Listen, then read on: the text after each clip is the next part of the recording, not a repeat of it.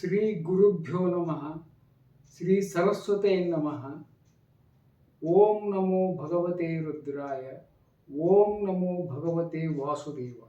4ನೇ ಅಧ್ಯಾಯ, ಗೋಕರ್ಣೋಪಾಖ್ಯಾಯನ. ಸೂತ ಪುರಾಣಿಕರು ಹೇಳುತ್ತಾರೆ, ಮುನಿವರ್ಯರೇ, ಆಗ ತನ್ನ ಭಕ್ತರ ಚಿತ್ತದಲ್ಲಿ ಅಲೌಕಿಕ ಭಕ್ತಿಯ ಪ್ರಾದುರ್ಭಾವವಾಗಿರುವುದನ್ನು ಕಂಡು ಭಕ್ತವತ್ಸಲ ಭಗವಂತನು ತನ್ನ ಧಾಮವನ್ನು ಬಿಟ್ಟು ಅಲ್ಲಿಗೆ ಬಂದ. ಅವನ ಕೊರಳಲ್ಲಿ ವನಮಾಲೆಯು ಶೋಭಿಸುತ್ತಿತ್ತು. ಶ್ರೀ ಅಂಗವು ಸುಜಲ ಮೇಘದಂತೆ ಶ್ಯಾಮಲವಾಗಿತ್ತು. ಮನೋಹರ ಪೀತಾಂಬರವನ್ನು ಧರಿಸಿದ್ದನು. ಕಟಿಯಲ್ಲಿ ರಕ್ತ ಖಚಿತ ಉಡಿದಾರವನ್ನು, ಶಿರದಲ್ಲಿ ಮುಕುಟ, ಕಿವಿಗಳಲ್ಲಿ ಮಕರಾಕೃತಿಯ ಕುಂಡಲಿಗಳು ಶೋಭಿಸುತ್ತಿದ್ದವು. ಅವನು ತ್ರಿಭಂಗಿ ಮುದ್ರೆಯ ನಿಲುವು ಚಿತ್ತವನ್ನು ಅಪಹರಿಸುತ್ತಿತ್ತು.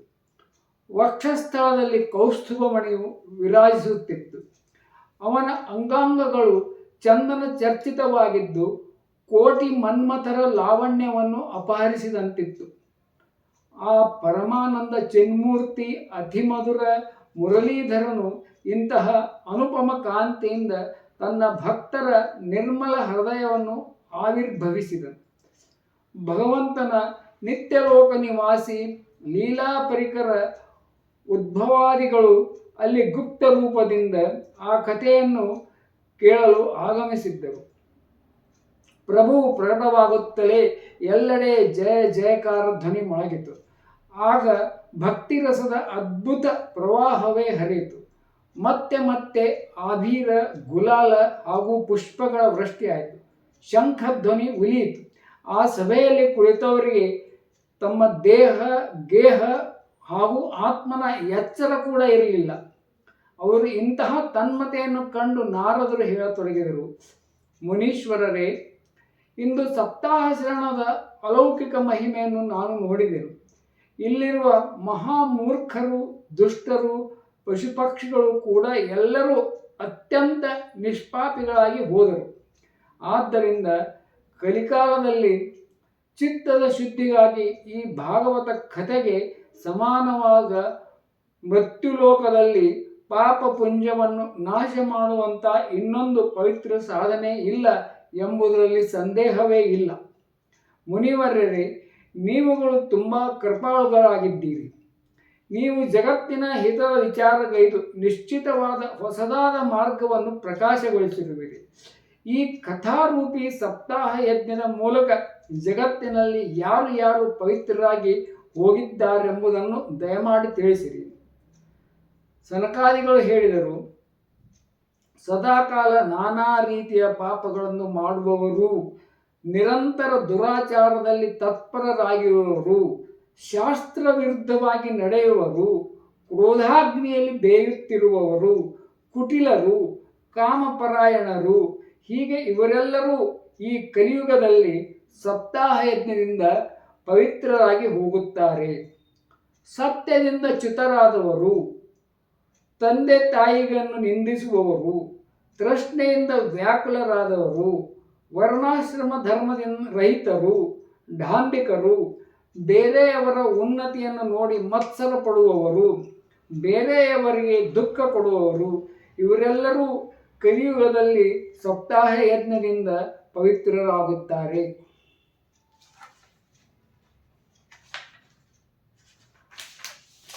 ಸುರಾಪಾನ, ಬ್ರಹ್ಮಹತ್ಯೆ, ಚಿನ್ನವನ್ನು ಕದಿಯುವುದು, ಗುರುಪತ್ನಿ ಗಮನ, ವಿಶ್ವಾಸಘಾತ, ಈ ಪಂಚಮಹಾಪಾತಕಿಗಳು, ಛಲ ಕಪಟ ಪಾರಾಯಣರು, ಕ್ರೂರರು, ಪಿಶಾಚಿಗಳಂತೆ ನಿರ್ದಯರು, ಬ್ರಾಹ್ಮಣರ ಹಣವನ್ನು ಕಬಳಿಸುವವರು, ವ್ಯಭಿಚಾರಿಗಳು, ಹೀಗೆ ಇವರೆಲ್ಲರೂ ಕಲಿಯುಗದಲ್ಲಿ ಸಪ್ತಾಹ ಯಜ್ಞದಿಂದ ಪವಿತ್ರರಾಗುತ್ತಾರೆ. ದುಷ್ಟರು, ಹಠದಿಂದ ಸದಾಕಾಲ ಮನಸ್ಸು, ಮಾತು, ಶರೀರದಿಂದ ಪಾಪ ಮಾಡುತ್ತಿರುವವರು, ಪರರ ಧನದಿಂದ ಪುಷ್ಟರಾದವರು, ಮಲಿನ ಮನಸ್ಸಿನವರು, ದುಷ್ಟ ಹೃದಯವುಳ್ಳವರು, ಇವರೂ ಕೂಡ ಕಲಿಯುಗದಲ್ಲಿ ಸಪ್ತಾಹ ಯಜ್ಞದಿಂದ ಪವಿತ್ರರಾಗುತ್ತಾರೆ. ನಾರದರೆ, ಈಗ ನಿಮಗೆ ಈ ಕುರಿತು ಒಂದು ಪ್ರಾಚೀನ ಇತಿಹಾಸವನ್ನೇ ಹೇಳುವೆವು. ಅದನ್ನು ಕೇಳುವುದರಿಂದ ಎಲ್ಲ ಪಾಪಗಳು ನಾಶವಾಗಿ ಹೋಗುತ್ತವೆ. ಹಿಂದೆ ತುಂಗಭದ್ರಾ ನದಿಯ ತೀರದಲ್ಲಿ ಒಂದು ಅನುಪಮವಾದ ನಗರವು ನೆಲೆಸಿತ್ತು. ಅದರಲ್ಲಿ ಎಲ್ಲ ವರ್ಣದವರು ತಮ್ಮ ತಮ್ಮ ಧರ್ಮಗಳನ್ನು ಆಚರಿಸುತ್ತಾ ಸತ್ಯ ಮತ್ತು ಸತ್ಕರ್ಮದಲ್ಲಿ ತತ್ಪರವಾಗಿ ವಾಸಿಸುತ್ತಿದ್ದರು.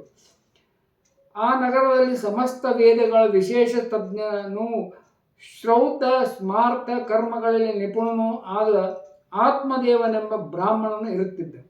ಅವನು ಸಾಕ್ಷಾತ್ ಸೂರ್ಯನಂತೆ ತೇಜಸ್ವಿಯಾಗಿದ್ದ. ಅವನು ಪೌರೋಹಿತ್ಯ ವೃತ್ತಿಯಿಂದ ಜೀವನವನ್ನು ಅನಸುತ್ತಿದ್ದನು. ಅವನು ಧನವಂತನಾಗಿದ್ದನು.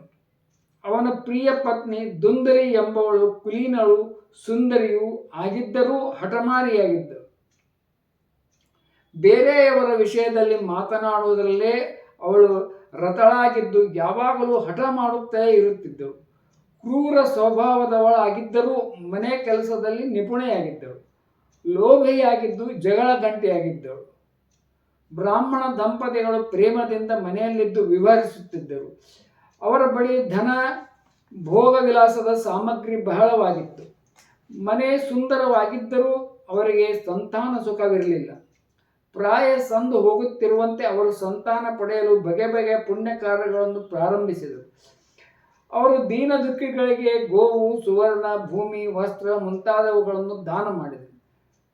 ಈ ಪ್ರಕಾರ ಧರ್ಮ ಕಾರ್ಯದಲ್ಲಿ ಅವರು ಅರ್ಧ ಭಾಗ ಧನವೂ ಮುಗಿದು ಹೋದರೂ ಅವರಿಗೆ ಗಂಡು ಅಥವಾ ಹೆಣ್ಣು ಮಕ್ಕಳ ಮುಖದರ್ಶನ ಭಾಗ್ಯ ಬಂದಿಲ್ಲ. ಇದರಿಂದ ಆ ಬ್ರಾಹ್ಮಣನು ಬಹಳ ಚಿಂತಾತುರನಾದ. ಒಂದು ದಿನ ಆ ಬ್ರಾಹ್ಮಣನು ತುಂಬ ದುಃಖಿತನಾಗಿ ಮನೆಯಿಂದ ಹೊರಟು ಕಾಡಿಗೆ ಹೋದ. ಮಧ್ಯಾಹ್ನ ಸಮಯದಲ್ಲಿ ಬಾಯಾರಿದ್ದರಿಂದ ಒಂದು ಸರೋವರದ ಬಳಿಗೆ ಬಂದ. ಸಂತಾನವಿಲ್ಲದ ದುಃಖದಿಂದ ಅವನ ಶರೀರವು ಮೊದಲೇ ಕೃಶವಾಗಿತ್ತು. ಆದ್ದರಿಂದ ಬಳಲಿದ ಅವನು ನೀರು ಕುಡಿದು ಅಲ್ಲೇ ಕುಳಿತು ಬಿಟ್ಟು 2 ಗಳಿಗೆ ಕಳೆಯುವುದರಲ್ಲಿ ಓರ್ವ ಸನ್ಯಾಸಿಯು ಅಲ್ಲಿಗೆ ಬಂದನು. ಅವರು ನೀರು ಕುಡಿದಾದ ಬಳಿಕ ಬ್ರಾಹ್ಮಣನು ಅವರ ಬಳಿಗೆ ಹೋಗಿ ಚರಣಗಳಲ್ಲಿ ವಂದಿಸಿಕೊಂಡು ಎದುರಿಗೆ ನಿಂತು ನಿಟ್ಟುಸಿರು ಬಿಡತೊಡಗಿದನು. ಸನ್ಯಾಸಿಯು ಕೇಳಿದರು, ಎಲೆ ಬ್ರಾಹ್ಮಣನೇ, ಏಕೆ ಅಳುತ್ತಿರುವೆ? ನಿನಗೆ ಅಂತಹ ಚಿಂತೆ ಏನಿದೆ? ನಿನ್ನ ದುಃಖದ ಕಾರಣವನ್ನು ನನ್ನಲ್ಲಿ ಬೇಗನೆ ಹೇಳು. ಬ್ರಾಹ್ಮಣನು ಹೇಳಿದನು, ಸ್ವಾಮಿ, ನಾನು ನನ್ನ ಪೂರ್ವಜನ್ಮದ ಪಾಪಗಳ ಸಂಚಿತ ದುಃಖವನ್ನು ಏನೆಂದು ಹೇಳಲಿ? ಈಗ ನನ್ನ ಪಿತೃಗಳು ನಾನು ಕೊಟ್ಟ ತರ್ಪಣಾದಿಗಳ ನೀರನ್ನು ತಮ್ಮ ಚಿಂತೆಯ ಶ್ವಾಸದಿಂದ ಬಿಗಿಯಾಯಿಸಿಕೊಂಡು ಕುಡಿಯುತ್ತಾರೆ. ದೇವತೆಗಳು, ಬ್ರಾಹ್ಮಣರು ನಾನು ಕೊಟ್ಟಿರುವುದನ್ನು ಪ್ರೇಮದಿಂದ ಸ್ವೀಕರಿಸುವುದಿಲ್ಲ. ಸಂತಾನವಿಲ್ಲದ್ದರಿಂದ ನನಗೆ ಎಲ್ಲವೂ ಶೂನ್ಯದಂತೆ ಕಾಣುತ್ತದೆ. ನಾನು ಪ್ರಾಣತ್ಯಾಗ ಮಾಡಲು ಇಲ್ಲಿಗೆ ಬಂದಿರಬೇಕು. ಸಂತಾನಹೀನವಾದ ಜೀವನಕ್ಕೆ ಧಿಕ್ಕಾರವಿರಲಿ. ಸಂತಾನರಹಿತವಾದ ಮನೆ, ಧನ, ಕುಲ ಇವುಗಳಿಗೆ ಧಿಕ್ಕಾರವಿರಲಿ. ನಾನು ಸಾಕಿದ ಹಸುವು ಕೂಡ ಗೊಡ್ಡಾಗುತ್ತಿದೆ. ನಾನು ನೆಟ್ಟ ಮರದಲ್ಲಿ ಒಂದು ಹೂವು ಹಣ್ಣು ಬಿಡುವುದಿಲ್ಲ. ನಮ್ಮ ಮನೆಗೆ ತಂದಿರುವ ಹಣ್ಣುಗಳು ಕೂಡ ಬೇಗನೆ ಕೊಳೆತು ಹೋಗುತ್ತವೆ. ಇಂತಹ ಪುತ್ರಹೀನ ನಿರ್ಭಾಗ್ಯನಾಗಿರುವಾಗ ನಾನು ಬದುಕಿ ಏನು ಪ್ರಯೋಜನ? ಹೀಗೆ ಹೇಳುತ್ತಾ ಆ ಬ್ರಾಹ್ಮಣನು ದುಃಖದಿಂದ ವ್ಯಾಕುಲನಾಗಿ ಆ ಸನ್ಯಾಸಿಯ ಮಹಾತ್ಮರ ಬಳಿ ಬಿಕ್ಕಿ ಬಿಕ್ಕಿ ಅಳತೊಡಗಿದ. ಆಗ ಆ ಯತಿಯು ಹೃದಯದಲ್ಲಿ ತುಂಬ ಕರುಣೆ ಉಂಟಾಯಿತು. ಅವನು ಯೋಗನಿಷ್ಠರಾಗಿದ್ದರು. ಬ್ರಾಹ್ಮಣನ ಹಣೆ ಬರವನ್ನು ಅರಿತುಕೊಂಡು ಎಲ್ಲ ವೃತ್ತಾಂತವನ್ನು ತಿಳಿದುಕೊಂಡರು. ಮತ್ತೆ ಅವನಿಗೆ ವಿಸ್ತಾರವಾಗಿ ಹೇಳತೊಡಗಿದರು. ಸನ್ಯಾಸಿಯು ಹೇಳಿದನು, ಎಲೆ ಬ್ರಾಹ್ಮಣನೇ, ಈ ಸಂತಾನ ಪ್ರಾಪ್ತಿಯ ಮೋಹವನ್ನು ಬಿಟ್ಟುಬಿಡು. ಕರ್ಮದ ಗತಿಯು ಪ್ರಬಲವಾಗಿದೆ. ವಿವೇಕವನ್ನು ಆಶ್ರಯಿಸಿ ಸಂಸಾರದ ವಾಸನೆಯನ್ನು ತ್ಯಜಿಸು. ವಿಪ್ರವರ್ಯ, ಕೇಳು. ನಾನು ಈಗ ನಿನ್ನ ಪ್ರಾರಬ್ಧವನ್ನು ನೋಡಿ ನಿಶ್ಚಯಿಸಿರುವೆನು. 7 ಜನ್ಮಗಳವರೆಗೂ ನೀನು ಯಾವುದೇ ಸಂತಾನವು ಯಾವ ವಿಧದಿಂದಲೂ ಆಗಲಾರದು. ಹಿಂದಿನ ಕಾಲದಲ್ಲಿ ರಾಜ ಸಗರನಿಗೆ ಹಾಗೂ ಅಂಗರಾಜನಿಗೆ ಸಂತಾನದಿಂದಾಗಿ ದುಃಖ ಭೋಗಿಸಬೇಕಾಯಿತು. ಬ್ರಾಹ್ಮಣನೇ, ಈಗ ನೀನು ಕುಟುಂಬದ ಆಸೆಯನ್ನು ಬಿಟ್ಟುಬಿಡು. ಸನ್ಯಾಸದಲ್ಲೇ ಎಲ್ಲ ವಿಧವಾದ ಸುಖವಿದೆ. ಬ್ರಾಹ್ಮಣನೆಂದನು, ಮಹಾತ್ಮರೇ, ನಿಮ್ಮ ಈ ಜ್ಞಾನೋಪದೇಶದಿಂದ ನನಗೆ ಏನು ಪ್ರಯೋಜನ? ನನಗಾದರೂ ಬಲವಂತವಾಗಿ ಓರ್ವ ಪುತ್ರನನ್ನು ಕರುಣಿಸಿ, ಇಲ್ಲವಾದರೆ ನಾನು ನಿಮ್ಮ ಮುಂದೆಯೇ ಶೋಕ ಮೂರ್ಛಿತನಾಗಿ ಪ್ರಾಣಗಳನ್ನು ತ್ಯಜಿಸಿಬಿಡುತ್ತೇನೆ. ಹೆಂಡತಿ, ಮಕ್ಕಳು ಮುಂತಾದವುಗಳು ಇಲ್ಲದ ಸನ್ಯಾಸವು ಸರ್ವದಾ ನೀರಸವಾಗಿದೆ. ಜಗತ್ತಿನಲ್ಲಿ ಮಕ್ಕಳು, ಮೊಮ್ಮಕ್ಕಳು ತುಂಬಿ ತುಳುಕುವ ಗೃಹಸ್ಥವೇ ಸರಸವಾಗಿದೆ. ಬ್ರಾಹ್ಮಣನ ಇಂತಹ ಆಗ್ರಹವನ್ನು ನೋಡಿ ಆ ತಪೋಧನನು ಹೇಳಿದರು, ವಿಧಾತನ ಬರವನ್ನು ಅಳಿಸುವ ಹಠವನ್ನು ಮಾಡಿ ರಾಜ ಚಿತ್ರಕೇತುವಿಗೆ ಬಹಳ ಕಷ್ಟ ಸಹಿಸಬೇಕಾಯಿತು. ದೈವವು ಯಾರ ಉದ್ಯೋಗವನ್ನು ಕೆಡಿಸಿಬಿಟ್ಟಿದೆಯೋ ಅವನಂತೆ ನಿನಗೂ ಸುಖ ಸಿಗಲಾರದು. ನೀನಾದರೂ ಭಾರೀ ಹಠವನ್ನು ತೊಟ್ಟಿರುವೆ ಹಾಗೂ ಆರ್ತಿಯಾಗಿ ನನ್ನೆದುರಿಗೆ ನಿಂತಿರುವೆ. ಇಂಥ ಸ್ಥಿತಿಯಲ್ಲಿ ನಾನು ಏನು ಹೇಳಲಿ ನಿನಗೆ? ಇವನು ಯಾವ ವಿಧದಿಂದಲೂ ತನ್ನ ಆಗ್ರಹವನ್ನು ಬಿಡುವುದಿರುವುದನ್ನು ನೋಡಿ ಆ ಮಹಾತ್ಮರು ಅವನಿಗೆ ಒಂದು ಫಲವನ್ನಿತ್ತು ಹೇಳಿದರು. ಇದನ್ನು ನೀನು ನಿನ್ನ ಪತ್ನಿಗೆ ತಿನ್ನಿಸು, ಇದರಿಂದ ಓರ್ವ ಪುತ್ರನಾಗುವನು. ನಿನ್ನ ಪತ್ನಿಯು 1 ವರ್ಷದವರೆಗೆ ಸತ್ಯ, ಶೌಚ, ದಯಾ, ದಾನ ಮತ್ತು ಒಪ್ಪತ್ತು ಊಟದ ನಿಯಮ ವಿವರಿಸಬೇಕು. ಅವಳು ಹೀಗೆ ಮಾಡಿದರೆ ಬಹು ಶುದ್ಧ ಸ್ವಭಾವದ ಬಾಲಕನು ಹುಟ್ಟುವನು. ಹೀಗೆ ಹೇಳಿ ಆ ಯೋಗಿಗಳು ಹೊರಟು ಹೋದರು. ಬ್ರಾಹ್ಮಣನು ತನ್ನ ಮನೆಗೆ ಮರಳಿದನು. ಮನೆಗೆ ಬಂದು ಅವನು ಆ ಫಲವನ್ನು ತನ್ನ ಪತ್ನಿಯ ಕೈಯಲ್ಲಿಟ್ಟು ಸ್ವತಃ ಎಲ್ಲಿಗೋ ಹೊರಟು ಹೋದನು. ಅವನ ಹೆಂಡತಿಯಾದರೂ ಕುಟಿಲ ಸ್ವಭಾವದವಳಾಗಿದ್ದು ಅವಳು ಅಳುತ್ತಾ ತನ್ನ ಗೆಳತಿಯಲ್ಲಿ ಹೇಳತೊಡಗಿದಳು, ಎಲೆಗೆ ನನಗಾದರೂ ಭಾರೀ ಚಿಂತೆ ಇಟ್ಟುಕೊಂಡಿದೆ. ನಾನು ಈ ಫಲವನ್ನು ತಿನ್ನುವುದಿಲ್ಲ. ಫಲವನ್ನು ತಿನ್ನುವುದರಿಂದ ನಾನು ಗರ್ಭವತಿಯಾಗುವೆನು. ಅದರಿಂದ ಹೊಟ್ಟೆಯು ಬೆಳೆದೀತು. ಮತ್ತೆ ಏನನ್ನೂ ತಿನ್ನಲು ಕುಡಿಯಲು ಆಗದು. ಇದರಿಂದ ನನ್ನ ಶಕ್ತಿಯು ಕ್ಷೀಣಿಸಿದಾಗ ಮನೆಯ ಕೆಲಸ ಹೇಗೆ ನಡೆಯುವುದು? ದೈವಯೋಗದಿಂದ ಊರಿನಲ್ಲಿ ದರೋಡಕೋರರ ಆಕ್ರಮಣವಾದರೆ ಗರ್ಭಿಣಿ ಸ್ತ್ರೀಯು ಹೇಗೆ ಓಡಿ ಹೋಗಬಲ್ಲಳು? ಶುಕದೇವರಂತೆ ಈ ಗರ್ಭವು ಹೊಟ್ಟೆಯಲ್ಲೇ ಉಳಿದುಬಿಟ್ಟರೆ ಅದನ್ನು ಹೇಗೆ ಹೊರಗೆ ತೆಗೆಯುವುದಾದೀತು? ಎಲ್ಲಾದರೂ ಹೆರಿಗೆ ಕಾಲದಲ್ಲಿ ಅದು ಅಲ್ಲಾಡಿದರೆ ಮತ್ತೆ ಪ್ರಾಣವೇ ಹೊರಟು ಹೋಗಿತ್ತು. ಅದಲ್ಲದೆ ಪ್ರಸವ ಕಾಲದಲ್ಲಿ ಭಯಂಕರ ನೋವು ಉಂಟಾಗುತ್ತದೆ. ಸುಕುಮಾರಿಯಾದ ನಾನು ಇದನ್ನು ಹೇಗೆ ಸಹಿಸಬಹುದು? ನಾನು ದುರ್ಬಲಳಾದಾಗ ನಾದನಿಯು ಬಂದು ಮನೆಯಲ್ಲೇ ಎಲ್ಲ ಪದಾರ್ಥಗಳನ್ನು ಸಾಗಿಸಿಬಿಟ್ಟಳು. ಹಾಗೂ ಸತ್ಯ, ಶೌಚಾದಿ ನಿಯಮಗಳನ್ನು ನನ್ನಿಂದ ಪಾಲಿಸುವುದು ಕಷ್ಟವೆಂದೇ ತೋರುತ್ತದೆ. ಮಗುವನ್ನು ಹಡೆದ ಸ್ತ್ರೀಗೆ ಮಗುವಿನ ಲಾಲನೆ ಪಾಲನೆ ತುಂಬ ಕಷ್ಟವಾಗುತ್ತದೆ.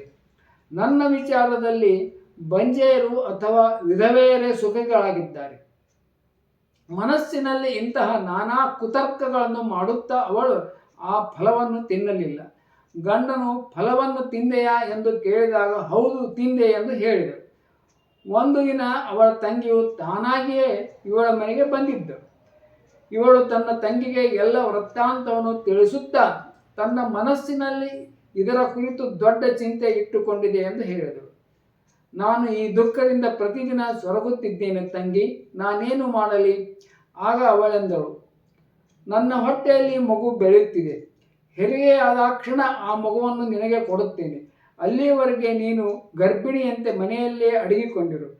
ನೀನು ನಿನ್ನ ಪತಿಗೆ ಸ್ವಲ್ಪ ಹಣವನ್ನು ಕೊಟ್ಟರೆ ಅವರು ನಿನಗೆ ತನ್ನ ಮಗುವನ್ನು ಕೊಟ್ಟು ಬಿಡುವರು. ನಾವು ಒಂದು ಯುಕ್ತಿ ಮಾಡುವೆ. ಇವಳ ಮಗು 6 ತಿಂಗಳಾದಾಗ ಸತ್ತು ಹೋಯಿತು ಎಂದು ಎಲ್ಲರೂ ಹೇಳುವರು. ನಾನು ಪ್ರತಿದಿನ ನಿನ್ನ ಮನೆಗೆ ಬಂದು ಆ ಮಗುವಿನ ಪಾಲನೆ ಪೋಷಣೆ ಮಾಡುತ್ತಾ ಇರುವೆನು. ನೀನು ಈಗ ಇದನ್ನು ಪರೀಕ್ಷಿಸಲು ಈ ಫಲವನ್ನು ಹಸಿವಿಗೆ ತಿನ್ನಿಸಿಬಿಡು. ಬ್ರಾಹ್ಮಣಿಯ ಸ್ತ್ರೀ ಸ್ವಭಾವಕ್ಕನುಸಾರ ತಂಗಿ ಹೇಳಿದಂತೆ ಎಲ್ಲವನ್ನು ಮಾಡಿದಳು. ಇದಾದ ಬಳಿಕ ಸಮಯಕ್ಕೆ ಸರಿಯಾಗಿ ತಂಗಿಗೆ ಮಗು ಹುಟ್ಟಿದಾಗ ಅವಳ ಗಂಡನು ಯಾರಿಗೂ ತಿಳಿಯದಂತೆ ಅದನ್ನು ದುಂದುಲಿಗೆ ತಂದುಕೊಟ್ಟನು. ಮತ್ತೆ ಅವಳು ಆತ್ಮದೇವನಿಗೆ ನನಗೆ ಸುಖವಾಗಿ ಮಗು ಹುಟ್ಟಿತು ಎಂದು ಸೂಚಿಸಿದಳು. ಹೀಗೆ ಆತ್ಮದೇವನಿಗೆ ಪುತ್ರನಾದುದನ್ನು ತಿಳಿದು ಎಲ್ಲರಿಗೂ ಬಹಳ ಸಂತೋಷವಾಯಿತು. ಬ್ರಾಹ್ಮಣನು ಮಗುವಿನ ಜಾತಕರ್ಮ ಸಂಸ್ಕಾರಗೈದು ಬ್ರಾಹ್ಮಣರಿಗೆ ದಾನಗಳನ್ನು ಕೊಟ್ಟನು. ಮನೆಯಲ್ಲೇ ವಾದ್ಯ ಹಾಡುಗಳು ಹಾಗೂ ಅನೇಕ ಮಾಂಗಲಿಕ ಕೃತ್ಯಗಳು ನಡೆದವು. ದುಂದಲಿಯು ಗಂಡನ ಬಳಿ ಹೇಳಿದಳು, ನನ್ನ ಎದೆಯಲ್ಲಿ ಹಾಲೇ ಇಲ್ಲ, ಮತ್ತೆ ಹಸುವಿನ ಹಾಲಿನಲ್ಲಿ ಈ ಬಾಲಕನು ಹೇಗೆ ಸಾಕಲಿ? ನನ್ನ ತಂಗಿಗೆ ಈಗ ತಾನೇ ಮಗು ಹುಟ್ಟಿತ್ತು, ಅದು ಸತ್ತು ಹೋಯಿತು. ಅವಳನ್ನು ಕರೆಯಿಸಿ ಮನೆಯಲ್ಲಿರಿಸಿಕೊಂಡರೆ ಅವಳು ನಿಮ್ಮ ಈ ಮಗುವನ್ನು ಸಾಕುವಳು. ಆಗ ಮಗುವಿನ ಪಾಲನೆಗಾಗಿ ಆತ್ಮದೇವನು ಹಾಗೇ ಮಾಡಿದನು. ತಾಯಿಯಾದ ದುಂದಲಿಯು ಆ ಮಗುವಿಗೆ ದುಂದುಕಾರಿ ಎಂದು ಹೆಸರಿಟ್ಟಳು. ಇದಾದ ಬಳಿಕ 3 ತಿಂಗಳು ಕಳೆದಾಗ ಆ ಹಸುವು ಒಂದು ಮನುಷ್ಯಾಕಾರದ ಮಗು ಹುಟ್ಟಿತು. ಅದು ಸರ್ವಾಂಗ ಸುಂದರ, ದಿವ್ಯ, ನಿರ್ಮಲವಾಗಿದ್ದು ಬಂಗಾರದ ಕಾಂತಿಯಿಂದ ಒಳಗೊಂಡಿತ್ತು. ಅದನ್ನು ನೋಡಿ ಬ್ರಾಹ್ಮಣನು ಸಂತೋಷಗೊಂಡು ಸ್ವತಃ ತಾನೇ ಅದರ ಎಲ್ಲ ಸಂಸ್ಕಾರಗಳನ್ನು ಮಾಡಿದನು. ಈ ಸಮಾಚಾರದಿಂದ ಎಲ್ಲ ಜನರು ತುಂಬ ಆಶ್ಚರ್ಯವಾಯಿತು. ಹಾಗೂ ಅವರೆಲ್ಲರೂ ಆ ಬಾಲಕನನ್ನು ನೋಡಲು ಬಂದರು. ಅಯ್ಯ, ನೋಡಿದೆಯಾ, ಈಗ ಆತ್ಮದೇವನ ಭಾಗ್ಯ ಹೇಗೆ ಉದಯಿಸಿತು. ಹಸುವಿನಲ್ಲಿಯೂ ಇಂಥ ದಿವ್ಯ ಬಾಲಕನು ಹುಟ್ಟುವುದು ಎಷ್ಟು ಆಶ್ಚರ್ಯವಾಗಿದೆ ಎಂದು ತಮ್ಮಲ್ಲೇ ಹೇಳಿಕೊಂಡರು. ದೈವಯೋಗದಿಂದ ಈ ಗುಪ್ತ ರಹಸ್ಯವು ಯಾರಿಗೂ ತಿಳಿಯಲಿಲ್ಲ. ಆತ್ಮದೇವನು ಆ ಬಾಲಕನಿಗೆ ಗೋವಿನಂತೆ ಕಿವಿಗಳಿರುವುದನ್ನು ನೋಡಿ ಅವನಿಗೆ ಗೋಕರ್ಣ ಎಂದು ಹೆಸರಿಟ್ಟನು. ಕೆಲ ಕಾಲಾಂತರದಲ್ಲಿ ಆ ಇಬ್ಬರು ಬಾಲಕರು ತರುಣರಾದರು. ಅದರಲ್ಲಿ ಗೋಕರ್ಣನಾದರೂ ದೊಡ್ಡ ಪಂಡಿತ ಜ್ಞಾನಿಯಾದನು. ಆದರೆ ದುಂದುಕಾರಿಯು ಭಾರಿ ದುಷ್ಟನಾದನು. ದುಂದುಕಾರಿಯಲ್ಲಿ ಸ್ನಾನ, ಶೌಚಾದಿ, ಬ್ರಾಹ್ಮಣೋಚಿತ ಆಚಾರಗಳ ಹೆಸರೇ ಇರಲಿಲ್ಲ. ಊಟ ತಿಂಡಿಯಲ್ಲಿಯೂ ನಿಯಮವಿರಲಿಲ್ಲ. ಅವನಲ್ಲಿ ಸಿಟ್ಟು ಬಹಳವಾಗಿ ಬೆಳೆದಿತ್ತು. ಅವನು ಕೆಟ್ಟ ಕೆಟ್ಟ ವಸ್ತುಗಳನ್ನು ಸಂಗ್ರಹಿಸುತ್ತಿದ್ದನು. ಹೆಣ ಮುಟ್ಟಿದ ಅನ್ನವನ್ನು ಕೂಡ ಅವನು ತಿಂದುಬಿಡುತ್ತಿದ್ದನು. ಬೇರೆಯವರ ವಸ್ತುಗಳನ್ನು ಕದಿಯುವುದು ಹಾಗೂ ಎಲ್ಲರನ್ನೂ ದ್ವೇಷಿಸುವುದು ಅವನ ಸ್ವಭಾವವೇ ಆಗಿ ಹೋಗಿತ್ತು. ಅಡಗಿಕೊಂಡು ಅವನು ಬೇರೆಯವರ ಮನೆಗಳ ಬೆಂಕಿ ಹಚ್ಚುತ್ತಿದ್ದನು. ಬೇರೆಯವರ ಮಕ್ಕಳನ್ನು ಆಡಿಸಲು ಎತ್ತಿಕೊಂಡು ಅವನ್ನು ಸಟ್ಟನೆ ಬಾವಿಗೆ ಎಸೆದು ಬಿಡುತ್ತಿದ್ದನು. ಅವನಿಗೆ ಹಿಂಸೆ ಗೀಳೆ ಹತ್ತಿತ್ತು. ಯಾವಾಗಲೂ ಆಯುಧಗಳನ್ನು ಧರಿಸಿಕೊಂಡೇ ಇರುತ್ತಿದ್ದನು. ಬಡಪಾಯಿ, ಕುರುಡರು, ದೀನ ದುಃಖಿಗಳನ್ನು ವ್ಯರ್ಥವಾಗಿ ಸತಾಯಿಸುತ್ತಿದ್ದನು. ಚಾಂಡಾಲರೊಂದಿಗೆ ಅವನಿಗೆ ವಿಶೇಷ ಪ್ರೇಮವಿತ್ತು. ಸರಿ, ಕೈಯಲ್ಲಿ ಬಲೆ ಹಿಡಿದುಕೊಂಡು ನಾಯಿಗಳ ಗುಂಪಿನೊಂದಿಗೆ ಬೇಟೆಗೂ ಹೋಗುತ್ತಿದ್ದನು. ವೇಶ್ಯೆಯರ ಜಾಲದಲ್ಲಿ ಸಿಲುಕಿಕೊಂಡು ಅವನು ತನ್ನ ತಂದೆ ಎಲ್ಲ ಸಂಪತ್ತನ್ನು ನಾಶ ಮಾಡಿಬಿಟ್ಟನು. ಒಂದು ದಿನ ತಂದೆ ತಾಯಿಯರನ್ನು ಹೊಡೆದು ಬಡೆದು ಮನೆಯ ಎಲ್ಲ ಪಾತ್ರೆ ಪಗಡೆಗಳನ್ನು ಎತ್ತಿಕೊಂಡು ಹೋದನು. ಹೀಗೆ ಎಲ್ಲ ಸಂಪತ್ತು ಕಳೆದು ಹೋದಾಗ ಅವನು ಲೋಭಿ ತಂದೆಯು ಎದೆ ಬಡಿದುಕೊಂಡು ಅಳತೊಡಗಿದನು. ಇದಕ್ಕಿಂತ ಅವನ ತಾಯಿ ಬಂಜೆಯಾಗಿದ್ದರೂ ಚೆನ್ನಾಗಿತ್ತು, ಕುಪುತ್ರನಾದರೂ ಬಹಳ ದುಃಖದಾಯಕನಾಗುತ್ತಾನೆ ಎಂದು ಹೇಳತೊಡಗಿದನು. ಅಯ್ಯೋ, ಈಗ ನಾನು ಎಲ್ಲಿರಲಿ, ಎಲ್ಲಿಗೆ ಹೋಗಲಿ? ನನ್ನ ಈ ಕಷ್ಟವನ್ನು ಯಾರು ಕಳೆಯುವರು? ನನ್ನ ಮೇಲೆ ದೊಡ್ಡ ವಿಪತ್ತೇ ಬಂದೊದಗಿತ್ತಲ್ಲ. ಈ ದುಃಖದಿಂದ ನಾನು ಖಂಡಿತವಾಗಿ ಸಾಯುವುದು. ಆಗ ಪರಮಜ್ಞಾನಿಯಾದ ಗೋಕರ್ಣನು ಅಲ್ಲಿಗೆ ಬಂದನು. ಅವನು ತಂದೆಗೆ ವೈರಾಗ್ಯವನ್ನು ಉಪದೇಶಿಸಿ ಬಹಳವಾಗಿ ಸಮಜಾಯಿಸಿದನು. ಗೋಕರ್ಣನೆಂದನು, ಅಪ್ಪ, ಈ ಪ್ರಪಂಚವು ಅಸಾರವಾಗಿದೆ. ಇದು ಅತ್ಯಂತ ದುಃಖರೂಪಿಯಾಗಿದ್ದು ಮೋಹದಲ್ಲಿ ಕೆಡುವುದಾಗಿದೆ. ಯಾರು ಮಗ, ಯಾರು ಧನ? ಆಸಕ್ತಿಯುಳ್ಳವನು ಹಗಲು ರಾತ್ರಿ ದೀಪದಂತೆ ಸುಡುತ್ತಿರುತ್ತಾನೆ. ಸುಖವಾದರೂ ಇಂದ್ರನಿಗಿಲ್ಲ, ಚಕ್ರವರ್ತಿಗೂ ಇಲ್ಲ. ಸುಖವು ಕೇವಲ ವಿರಕ್ತ ಏಕಾಂತದಲ್ಲಿರುವ ಮುನಿಗಳಿಗಿದೆ. ಈ ಮಗನು ನನ್ನವನಾಗಿದ್ದಾನೆ. ಈ ಅಜ್ಞಾನವನ್ನು ಬಿಟ್ಟು ಬಿಡಿರಿ. ಈ ಮೋಹದಿಂದ ನರಕದ ಪ್ರಾಪ್ತಿಯಾಗುತ್ತದೆ. ಈ ಶರೀರವಾದರೂ ನಾಶವಾಗಿಯೇ ಆಗುವುದು. ಅದಕ್ಕಾಗಿ ಎಲ್ಲವನ್ನು ಬಿಟ್ಟು ತಪಸ್ಸಿಗಾಗಿ ಕಾಡಿಗೆ ಹೊರಟು ಹೋಗಿರಿ. ಗೋಕರ್ಣನ ಮಾತು ಕೇಳಿ ಆತ್ಮದೇವನು ವನಕ್ಕೆ ಹೋಗಲು ಸಿದ್ಧನಾದ. ಅವನೆಂದ, ಮಗು, ವನದಲ್ಲಿದ್ದು ನಾನು ಏನು ಮಾಡಬೇಕು? ಅದನ್ನು ವಿಸ್ತಾರವಾಗಿ ನನಗೆ ಹೇಳು. ನಾನು ಬಹಳ ಮೂರ್ಖನಾಗಿದ್ದೇನೆ. ಇಂದಿನ ತನಕ ಕರ್ಮವಶನಾಗಿ ಸ್ನೇಹಪಾಶದಲ್ಲಿ ಬಂಧಿತನಾಗಿ ಹೆಳವನಂತೆ ಈ ಮನೆಯೆಂಬ ಕತ್ತಲೆಯ ಬಾವಿಯಲ್ಲಿ ಬಿದ್ದಿರುವೆ. ನೀನು ತುಂಬ ದಯಾಳುವಾಗಿರುವೆ. ಆದ್ದರಿಂದ ನನ್ನ ಉದ್ಧಾರ ಮಾಡು. ಗೋಕರ್ಣನು ಹೇಳಿದನು, ತಂದೆಯೇ, ಈ ಶರೀರವು ಎಲುಬು, ಮಾಂಸ, ರಕ್ತ, ಪಿಂಡವಾಗಿದೆ. ಇದನ್ನು ನಾನು ಎಂಬುದನ್ನು ನೀವು ಮರೆತು ಬಿಡಿರಿ. ಪತ್ನಿ ಪುತ್ರರು ನನ್ನವರು ಎಂದು ಎಂದಿಗೂ ತಿಳಿಯಬೇಡಿ.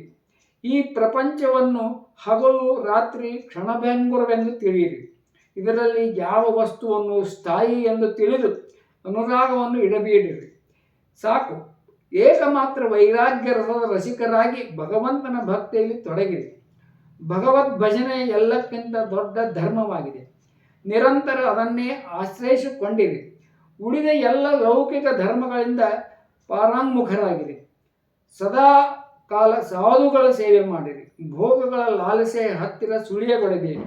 ಆದಷ್ಟು ಬೇಗ ಬೇರೆಯವರ ಗುಣದೋಷಗಳ ವಿಚಾರ ಬಿಟ್ಟು ಏಕಮಾತ್ರ ಭಗವತ್ ಸೇವೆ ಹಾಗೂ ಭಗವಂತನ ಕಥೆಗಳ ರಸಪಾನ ಮಾಡಿರಿ. ಹೀಗೆ ಪುತ್ರನ ಮಾತಿನಿಂದ ಪ್ರಭಾವಿತನಾಗಿ ಆತ್ಮದೇವನು ಮನೆಯನ್ನು ಬಿಟ್ಟು ಕಾಡಿಗೆ ತೆರಳಿದನು.